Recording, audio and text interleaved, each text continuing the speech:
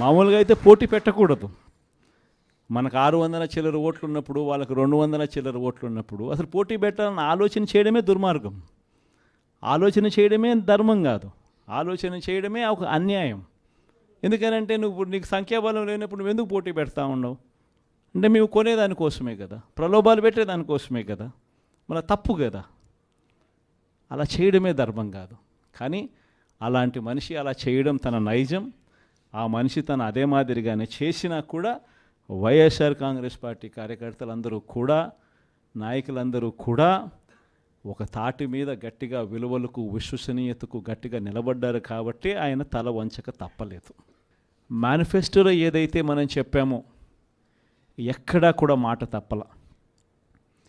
మేనిఫెస్టోను మొట్టమొదటిసారిగా చెత్తబుట్టలో వేసే పరిపాలన నుంచి మొట్టమొదటిసారిగా విశ్వసనీయత అన్న పదానికి అర్థం చెబుతూ మేనిఫెస్టోను ఒక బైబిల్గా, ఒక ఖురాన్గా, ఒక భగవద్గీతగా భావిస్తూ ఒక కొత్త నిర్వచనం చూపిస్తూ ఎన్నికల్లో విశ్వసనీయత అన్న పదానికి అర్థం చెబుతూ మనకు ఎన్ని సమస్యలున్నా కూడా చంద్రబాబు నాయుడు ఈ పొద్దు ఏ సమస్యలు లేకపోయినా కానీ సమస్యలు ఉన్నట్టుగా దాన్ని చిత్రీకరిస్తూ ఉన్నాడు.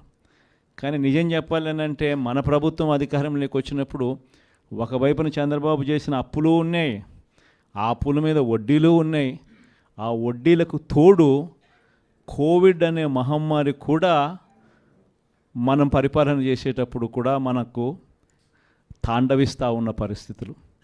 కానీ అటువంటి భయానక పరిస్థితుల్లో ఉన్నా కూడా ఒకవైపున రాష్ట్రానికి రావాల్సిన ఆదాయాలు తగ్గినప్పటికీ, రాష్ట్రంలో పెట్టే ఖర్చు అనూహ్యంగా పెరిగినప్పటికీ ఎటువంటి సాకులు చూపలేదు, ఎటువంటి కారణాలు చెప్పలేదు.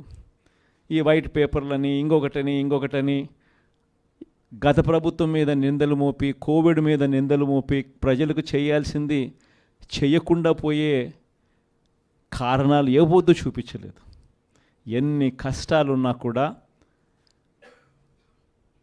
చిక్కటి చిరునవ్వుతోనే ప్రతి ఒక్కరికి కూడా, ప్రతి ఇంటికి కూడా మంచి చేస్తూ, ఇదిగో ఈ నెలలో ఈ కార్యక్రమం చేస్తాం, ఇదిగో ఈ నెలలో ఇది చేస్తాం, ఇదిగో ఈ నెలలో ఇది చేస్తాం, ఇదిగో ఈ నెలలో ఇది చేస్తామని చెప్పి గతంలో ఎప్పుడూ జరగని విధంగా ఏకంగా బడ్జెట్లో ఒక క్యాలెండర్ రిలీజ్ చేసి గత 5 సంవత్సరాల పాలనలో కూడా ఏ నెలలో ఏం చేస్తాము అని చెప్పి క్యాలెండర్ రిలీజ్ చేసి బటన్ నొక్కి నేరుగా ప్రతి ఇంటికి డోర్ డెలివరీ చేసిన చరిత్ర గతంలో ఎప్పుడూ కూడా జరగల.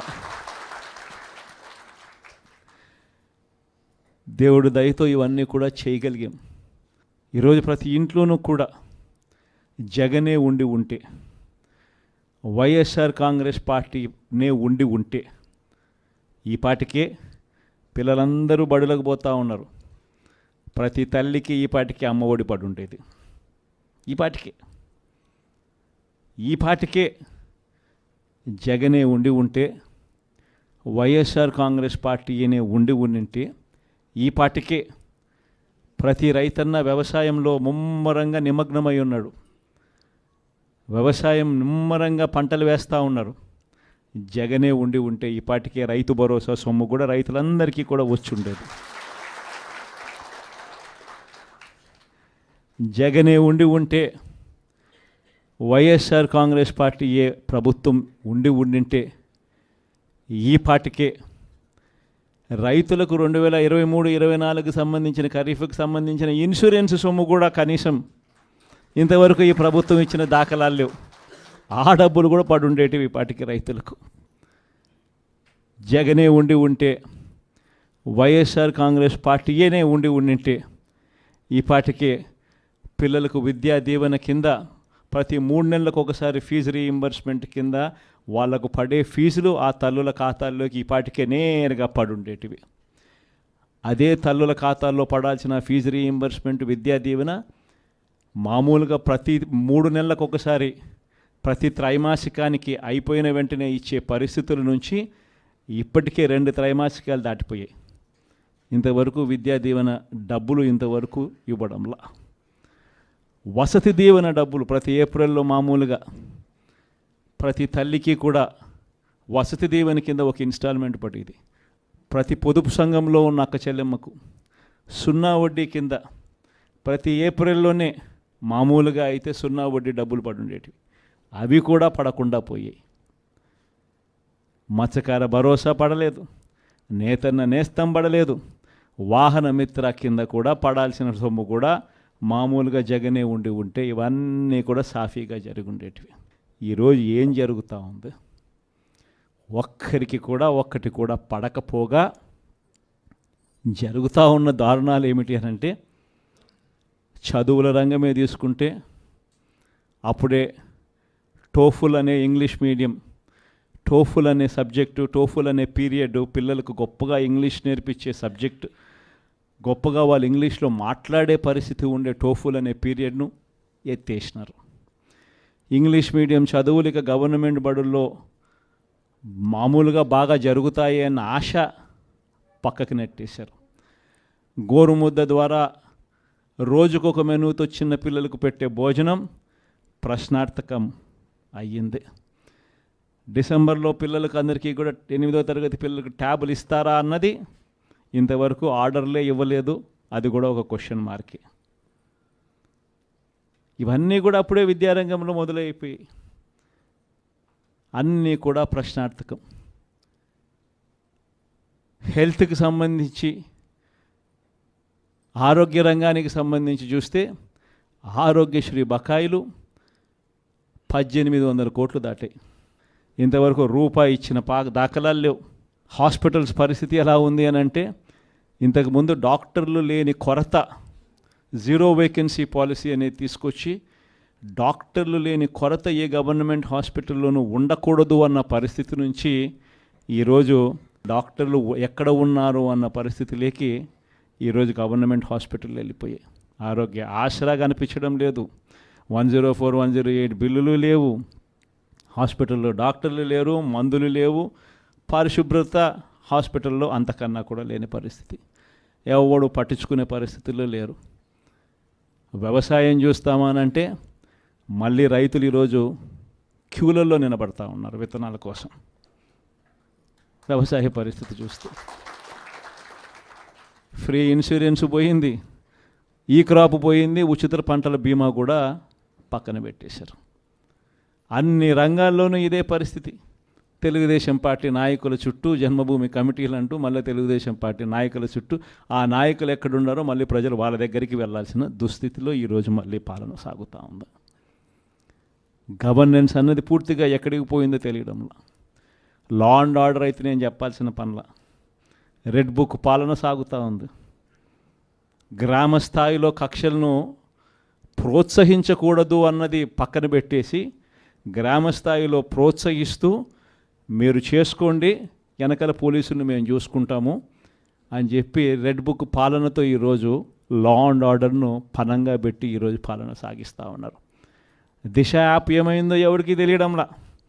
ఇంతకుముందు ఏ అక్క చెల్లెమ్మ ఆపదలో ఉన్నా కూడా దిశ యాప్ ఫోన్లో బటన్ నొక్కితే చాలు 10 నిమిషాల్లో పోలీసు వాళ్ళు వచ్చి ఆ అక్క చెల్లెమ్మకు తోడుగా ఉండే పరిస్థితి నుంచి ఆ దిశ యాప్ ఈరోజు ఏమైందో ఒక్కటి కూడా పడకపోగా జరుగుతూ ఉన్న దారుణాలు ఏమిటి అని అంటే, చదువుల రంగమే తీసుకుంటే అప్పుడే టోఫుల్ అనే ఇంగ్లీష్ మీడియం, టోఫుల్ అనే సబ్జెక్టు, టోఫుల్ అనే పీరియడ్ పిల్లలకు గొప్పగా ఇంగ్లీష్ నేర్పించే సబ్జెక్ట్, గొప్పగా వాళ్ళు ఇంగ్లీష్లో మాట్లాడే పరిస్థితి ఉండే టోఫుల్ అనే పీరియడ్ను ఎత్తేసినారు. ఇంగ్లీష్ మీడియం చదువులు ఇక గవర్నమెంట్ బడుల్లో మామూలుగా బాగా జరుగుతాయి అన్న ఆశ పక్కకి నెట్టేశారు. గోరుముద్ద ద్వారా రోజుకొక మెనూతో చిన్న పిల్లలకు పెట్టే భోజనం ప్రశ్నార్థకం అయ్యింది. డిసెంబర్లో పిల్లలకు అందరికీ కూడా 8వ తరగతి పిల్లలకు ట్యాబులు ఇస్తారా అన్నది ఇంతవరకు ఆర్డర్లే ఇవ్వలేదు, అది కూడా ఒక క్వశ్చన్ మార్కే. ఇవన్నీ కూడా అప్పుడే విద్యారంగంలో మొదలైపోయి అన్నీ కూడా ప్రశ్నార్థకం. హెల్త్కి సంబంధించి,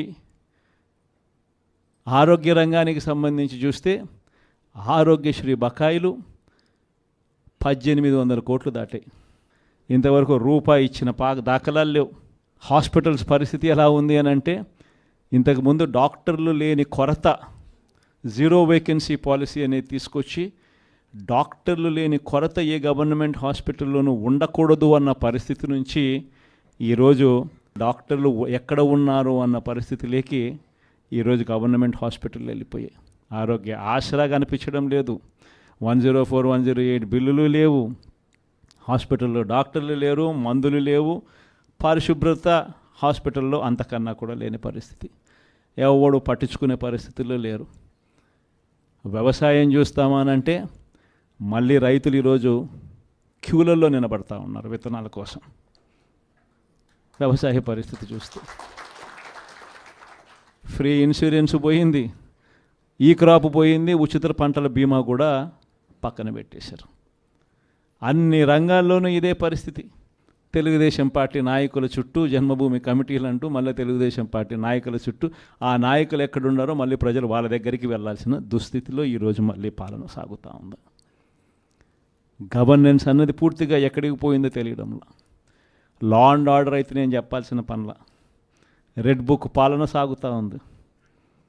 గ్రామ స్థాయిలో కక్షలను ప్రోత్సహించకూడదు అన్నది పక్కన పెట్టేసి గ్రామ స్థాయిలో ప్రోత్సహిస్తూ మీరు చేసుకోండి, వెనకాల పోలీసులను మేము చూసుకుంటాము అని చెప్పి రెడ్ బుక్ పాలనతో ఈరోజు లా అండ్ ఆర్డర్ను పనంగా పెట్టి ఈరోజు పాలన సాగిస్తూ ఉన్నారు. దిశ యాప్ ఏమైందో ఎవరికి తెలియడంలా. ఇంతకుముందు ఏ అక్క చెల్లెమ్మ ఆపదలో ఉన్నా కూడా దిశ యాప్ ఫోన్లో బటన్ నొక్కితే చాలు 10 నిమిషాల్లో పోలీసు వాళ్ళు వచ్చి ఆ అక్క చెల్లెమ్మకు తోడుగా ఉండే పరిస్థితి నుంచి ఆ దిశ యాప్ ఈరోజు ఏమైందో కూడా అర్థం కావడంలా. అన్నీ కూడా 2.5 నెలలే. ఇన్ని మంచి పనులు చేసిన మనకే ఈ మాదిరిగా నెంబర్లు వచ్చినప్పుడు, ఇంకా ఆయన ఏ మంచి పని చేయనప్పుడు, అన్ని వ్యవస్థలను నీరు గారుస్తూ ఉన్నప్పుడు, ఇచ్చిన ఏ మాట నెరవేర్చినప్పుడు, అన్నీ అబద్ధాలే అని చెప్పినప్పుడు ప్రజలు ఈ మోసాన్ని, మోసబోయాము అన్న ఈ మోసాన్ని వాళ్ళల్లో ఒక కోపంగా తయారవుతుంది. ఎప్పుడైతే మోసం చేసినప్పుడు ఆ మోసంలో నుంచి ఒక కోపం పుట్టినప్పుడు, ఆ కోపం అన్నప్పుడు మళ్ళీ చంద్రబాబు నాయుడు గారి గ్రాఫ్ ఈ మాదిరిగా జరగాల్సిందే. ఈ 5 ఏళ్లలో కష్టాలు ఉండవా అంటే నేను ఉండవు అని నేను చెప్పను. కష్టాలు ఉంటాయి. కష్టాలు లేకుండా సృష్టి ఉండదు. ఒక చీకటి వస్తుంది, చీకటి వచ్చిన తర్వాత మళ్ళీ మరుసటి రోజు పగలు రాక తప్పదు, అదే సృష్టి. కాబట్టి ఈ 5 ఏళ్ళు మన కష్టాలు ఉండవా అంటే ఉంటాయి. కష్టాలు ఏ స్థాయిలో పరాకాష్ఠకు పోవడం నేను చూశాను అని అంటే నన్నే 16 నెలలు జైల్లో పెట్టారు.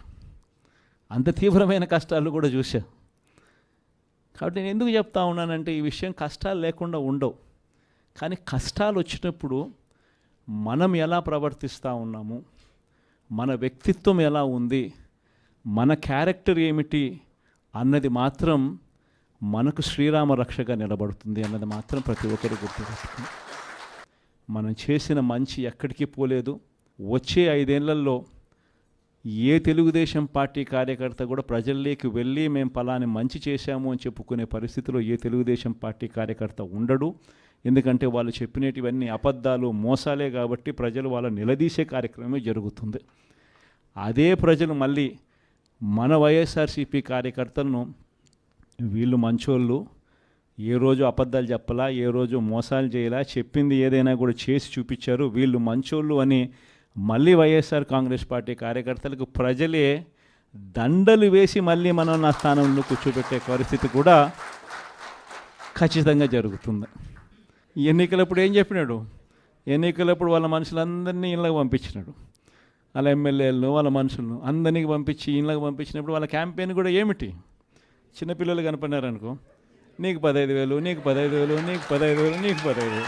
సంతోషమా అని అడిగేవాడు. ఇంట్లో నుంచి వాళ్ళ అమ్మ బయటకు వచ్చిందనుకో, నీకు 18,000 సంతోషమా అని అనేవాడు. ఆ ఇంట్లో నుంచి వాళ్ళ అమ్మకు సంబంధించిన వాళ్ళ అక్కనో వాళ్ళ చెల్లెలనో బయటకు వచ్చిందనుకో, నీకు 18,000 సంతోషమా అని అనేవాడు. ఆ ఇంట్లో నుంచి ఒక 20 ఏళ్ళ పిల్లోడో ఎవరో ఒకరు బయటకు వచ్చినా అనుకో, నీకు నెలకు 3,000 నిరుద్యోగ వృత్తి, నీకు సంతోషమా అని అనేవాడు. సరే కండువా వేసుకొని ఒక రైతు ఆ ఇంట్లో నుంచి బయటకు వచ్చినా అనుకో, నీకు 20,000 సంవత్సరానికి సంతోషమా అని అనేవాడు. ముసలాయమ కనపడితే నీకు 4,000 సంతోషమా అని. ఇదే మాదిరిగానే క్యాంపెయిన్ అంతా జరిగింది. ఇదే మాదిరిగానే క్యాంపెయిన్ అంతా జరిగి ప్రతి ఒక్కరి చెవులోనూ కూడా పెద్ద కాలీఫ్లవర్లు పెట్టి అందరినీ మోసం చేసి ఈరోజు ఇప్పుడు ఆ స్థానంలో కూర్చొని ఉన్నాడు.